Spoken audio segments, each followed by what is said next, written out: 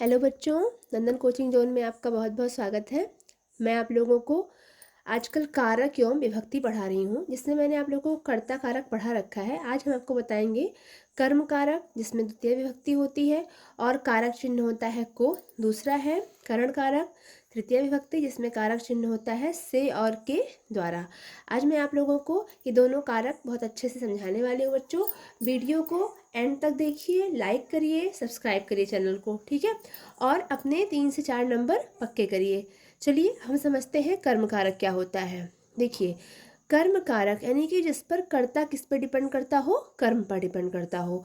मतलब कर्ता जो भी कार्य करता है उसे क्या कहते हैं, कर्म करत कहते हैं बच्चों, ठीक है। कर्ता के द्वारा किए गए कार्य को कहते हैं कर्म।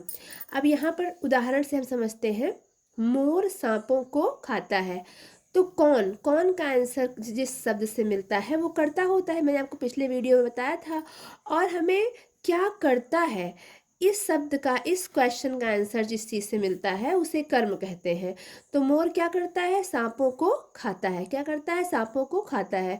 तो खाना तो इसमें क्रिया है, लेकिन अब आप सोचेंगे कर्म क्या है, तो कर्म है सांप, मतलब सांपों को खाने की क्रिया कर रहा है कौन, मोर, यानी कि कर्ता।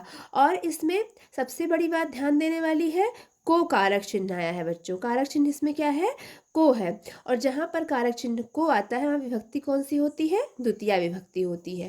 अंडरस्टूड।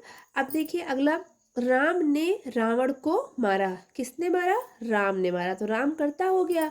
किसको मारा, किसको किया, क्या खाया, इस तरह से अगर प्रश्न आता है तो उसका उत्तर होता है कर्म, यानी कि रावण को मारा। और कारक चिन्ह क्या दिख रहा है हमको, को दिख रहा है, मतलब विभक्ति कौन सी है, द्वितीय विभक्ति है, ठीक है। इतना समझ में आ रहा होगा आप लोगों को। तीसरा उदाहरण हम लेते हैं, राम ने पुस्तक पढ़ी। अब आप सोचेंगे कि यहाँ तो कारक चिन्ह को नहीं है, तो यहाँ पे द्वितीय विभक्ति या कर्म कारक कैसे हो गया। देखिए यहाँ पर है, सीधा सीधा कर्ता किस पर डिपेंड कर रहा है, अपने द्वारा करी गई क्रिया पर। जैसे राम ने क्रिया करी है पढ़ने की, राम ने कौन सी क्रिया करी है, पढ़ने की क्रिया करी है। और उसने क्या पढ़ा, फिर हमें यहाँ पे क्या का उत्तर चाहिए, क्या पढ़ा। तो उत्तर हमको क्या मिला, पुस्तक। क्या पढ़ा उसने, पुस्तक। मतलब उसके द्वारा जो क्रिया करी गई है वो डिपेंड किस पे करती है, निर्भर किस पे करती है, तो पुस्तक पे निर्भर करती है। इसीलिए पुस्तक क्या हो गई, कर्म हो गई।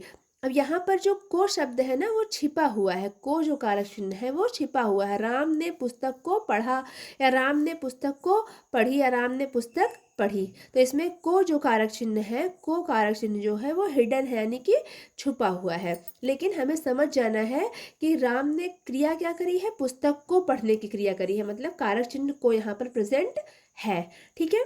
अगला देखते हैं, दिया केला खाती है। तो दिया क्या खाती है, क्या का प्रश्न करने पर हमें उत्तर मिलता है केला खाती है, ठीक है। और यहाँ पर भी को जो कारक चिन्ह है, परसर्ग है, वो छिपा हुआ है। इस प्रकार हमने कर्म कारक को अच्छे से समझ लिया है। कर्म कारक यानी कि जहाँ पर को परसर्ग दिखाई देता है वहाँ पे कौन सी विभक्ति होती है बच्चों, द्वितीय विभक्ति होती है। अब हम देखते हैं अगला कारक कौन सा है, करण कारक है। करण कारक में हमेशा कारक चिन्ह होता है से और के द्वारा, और यहाँ विभक्ति कौन सी होती है, तृतीया विभक्ति होती है। चलिए हम समझते हैं पहले करण कारक होता क्या है। परिभाषा देख लेते हैं करण कारक की। कर्ता जो होता है वो जिस माध्यम से जो है कार्य को संपन्न करता है, यानी कार्य को संपादित करता है, उसे करण कारक कहते हैं। मतलब जिस चीज से अपना कार्य करता है, जिस माध्यम से अपना कार्य करता है, उसे, उस माध्यम को हम, उस माध्यम में करण कारक होता है। और वहाँ विभक्ति कौन सी होती है, तृतीया विभक्ति होती है। जैसे यहाँ पे है, करता है मेरे पिताजी। कर्ता कौन है यहाँ पे, मेरे पिताजी करता है यहाँ पे। फिर है, कार से कार्यालय जाते हैं। तो से जो परसर्ग है, से परसर्ग जो है, से जो चिन्ह है वो किसके साथ जुड़ा हुआ है, वो कार के साथ जुड़ा हुआ है। किसके साथ जुड़ा हुआ है, कार के साथ। तो यहाँ पे कौन सा कारक हो जाएगा, करण कारक हो जाएगा। और जहाँ पर ये से और के द्वारा ये दोनों कारक चिन्ह दिखाई पड़ते हैं, विभक्ति कौन सी होती है, तृतीया विभक्ति होती है। जैसे अगला एग्जाम्पल है, छात्र साइकिल से स्कूल जा रहे हैं। तो किससे स्कूल जा रहे हैं, किससे स्कूल जा रहे हैं, उत्तर मिलता है साइकिल से स्कूल जा रहे हैं, ठीक है। अगला प्रश्न है, अध्यापक पेन से रजिस्टर पर लिखते हैं। तो किससे लिखते हैं बच्चों, पेन से लिखते हैं। अब आप समझिए पूरा एक बार अच्छे से। अगर हमारे पास कर्ता कारक होता है, अगर हमें कर्ता कारक समझना है, तो हम प्रश्न क्या करते हैं? हम प्रश्न करते हैं बच्चों कौन। हम प्रश्न क्या करते हैं? कौन। तो उत्तर हमें क्या मिलता है? उत्तर हमको मिलता है कर्ता। उत्तर हमें क्या मिलता है? कर्ता उत्तर मिलता है। अगर हम कर्म कारक में प्रश्न करते हैं तो हम पूछते हैं प्रश्न क्या। हम प्रश्न क्या पूछते हैं? क्या। तो हमें उत्तर मिलता है कर्म। उत्तर हमें क्या मिलता है? कर्म मिलता है। मतलब वहाँ पे हम कर्म कारक जान जाते हैं कि यहाँ प्रेजेंट है। और अगर हमें करण कारक के बारे में जानना है तो हम क्या प्रश्न करते हैं? ट्रिक बता रही हूँ मैं आपको छोटी सी, बहुत इंपॉर्टेंट। हम प्रश्न करते हैं किससे। हम प्रश्न करते हैं किससे। तो उत्तर हमें क्या मिलता है? हमें उत्तर मिलता है करण। हमें उत्तर क्या मिलता है? करण। तो अगर आपको कारक पहचानना है तो पहले कौन का प्रश्न करिए, जो उत्तर मिलता है वही कर्ता हो जाएगा। कर्म कारक पहचानना है तो क्या प्रश्न करिए, जो उत्तर मिलेगा वही कर्म हो जाएगा। करण कारक पहचानना है तो किससे प्रश्न करिए, उत्तर क्या मिलेगा? जो मिलेगा वो करण रहेगा। जैसे यहाँ पे देखिए, मोर सांपों को खाता है तो कौन? मोर।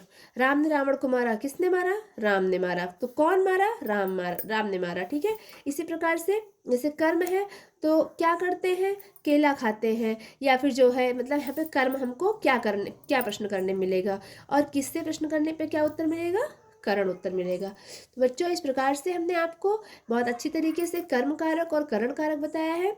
आगे के कारकों को समझने के लिए हमारे वीडियोज को आप अच्छी तरह से देखते रहिए। ठीक है। Thank you. Keep learning.